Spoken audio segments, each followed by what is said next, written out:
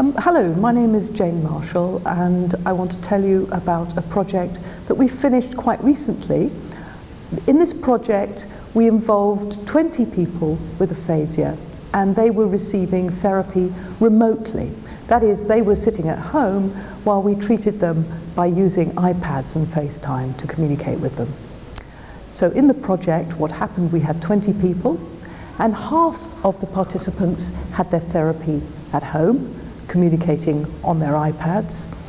The other 10 people, half of them had face-to-face therapy, so they came into the university to have their therapy.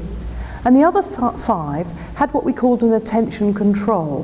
What this means is they didn't get therapy, but they got something which was contact, something that felt like they were getting something useful, but it wasn't actually therapy.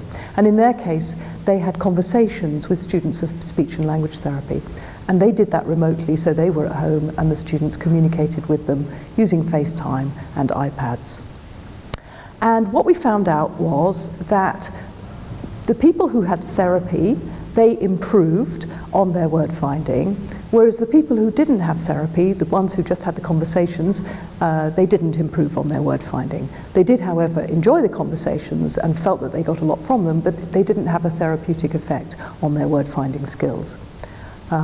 The other important finding was that it made no difference whether or not you had the therapy face-to-face or whether you had the therapy remotely using iPads and FaceTime. So the project shows that you can do speech and language therapy, or aspects of speech and language therapy, you can do over the internet using a video conferencing technique like Skype or, in our case, FaceTime. The other important finding was that the people who had the remote therapy, they felt very positive about it.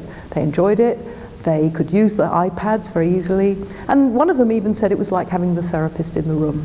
So there was a positive endorsement from our participants. The work was funded by the Tavistock Trust for Aphasia, by the Charles Wolfson Charitable Trust, and by the Bupa Foundation. So thank you to them for the money.